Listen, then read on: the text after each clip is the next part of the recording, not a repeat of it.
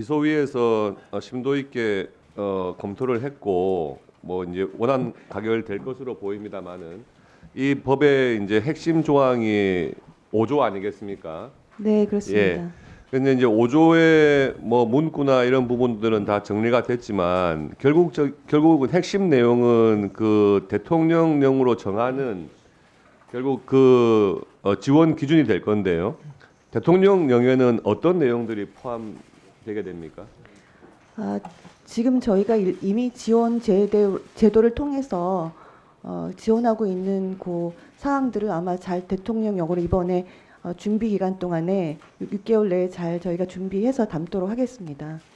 예, 그 결국 핵심은 대통령령이 실질적으로 될 것 같은데요. 네. 이 법의 취지가 잘 살아나도록 대통령령 준비에 만전을 기해주시기 바랍니다. 네, 그렇게 하겠습니다. 예, 이상입니다. 네, 유성범 간사님. 네, 지청장님. 네. 어제 법안 이소회를 마치고 나서 질병청에서 아마 그 피해 보상이 되는 인원을 9명이다 이렇게 조금 한정적으로 말을 하는 바람에 또 여러 가지 논란이 조금 발생을 했습니다. 보상 인원이 확대된다고 해서 무한정 확대되는 건 아니죠.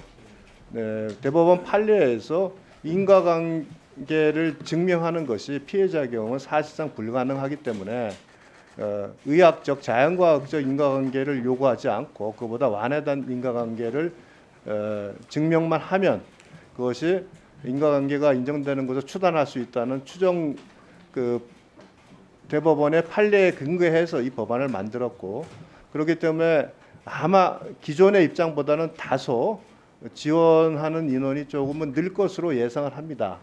그래서 어제 차관께서도 그럼 추가 예산이 어느 정도 될 거냐라고 했을 때 아마 100억 정도라고 했는데 아마 뭐 과학적 근거를 가지고 말씀하신 건 아니에요.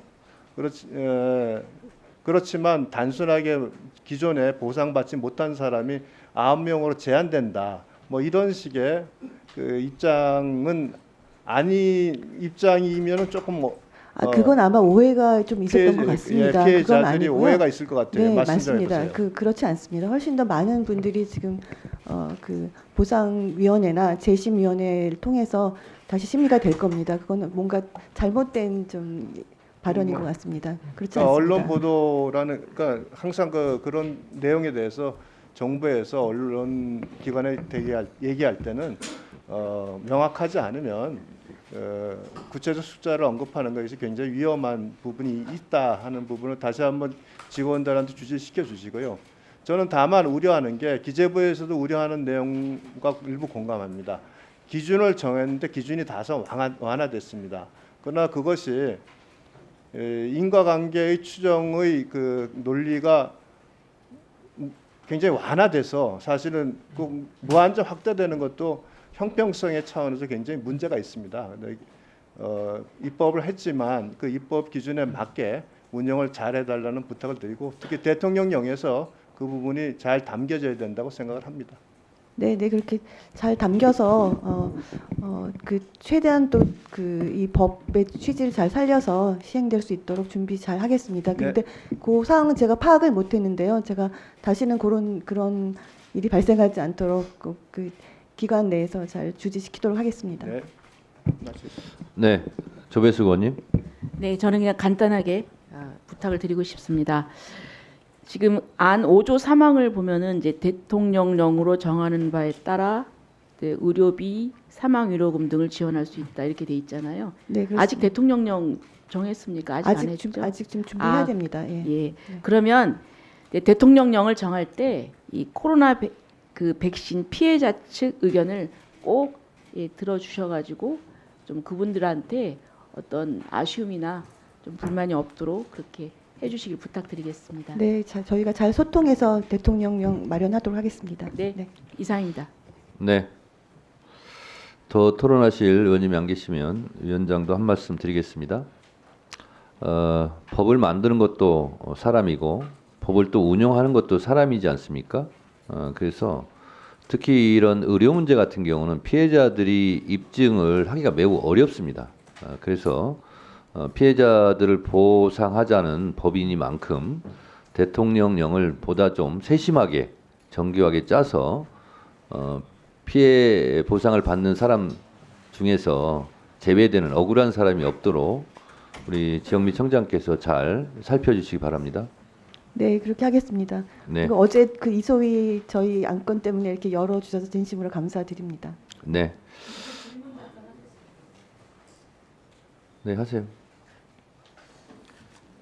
저희 코로나가 발생하고 지역에 어떤 분이 백신을 맞았는데 바로 남편이 가서 사망했다 이렇게 얘기하기를 했어요.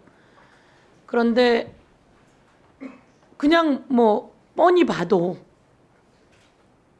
그건데 평상시에 건강했기 때문에 그러면 그런 사람 같은 경우엔 오늘 이 법이 통과되었다.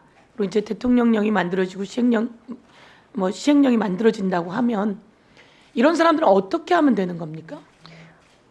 그분들이 지금 말씀하신 분 같은 경우에 이미 아마 신청을 해서 피해보상 신청을 해서 저희가 그 심의를 통해서 그 결정이 나왔을 것으로 생각이 드는데요. 만약에 그렇지 않다면은 그분들이 이제 그 지금 보상위원회 그리고 그 재심의 이미 받았다면은 재심의위원회를 통해서 다시 신청을 할 수 있습니다. 원래는 이제 90일 이내에 재심 신청이 하게 돼 있는데 이 법에 의해서 1년까지 또 그 재심할 수 있기 때문에 지금으로부터 만약 받으셨다면 1년 이내에 다시 재심을 요청하실 수 있습니다. 안 받았다면요? 네. 안 받았다면 이제 보상위원회에 다시 이제 신청하실 수 있고요.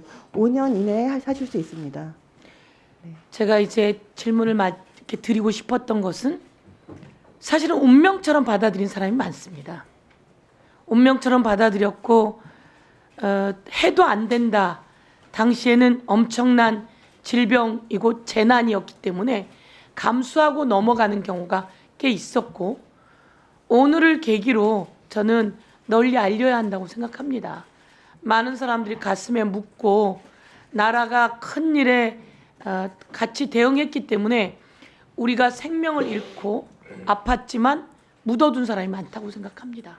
저는 가까이에도 그런 사람을 봤고 저에게 이야기를 했지만 제가 어떻게 해줄 수 없었던 것으로 사실 이렇게 가슴속에 담고 있었는데 좀 더 널리 알려서 많은 사람들이 이런 계기에 뭐 어느 누가 행제 보자고 하지는 않을 거 아닙니까?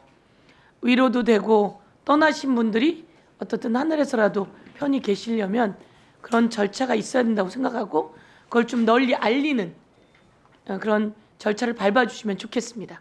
네, 의원님 말씀대로 21대부터 이게 굉장히 오랫동안 논의가 되었던 법안이고 그래서 이번에 그 법사위에서 이렇게 의결시켜 주신 거에 다시 한번 감사드리고요. 저희가 이 내용을 잘 알려서 최대한 많은 국민들이 보상 내지 지원을 받을 수 있도록 최대한 노력하겠습니다. 예.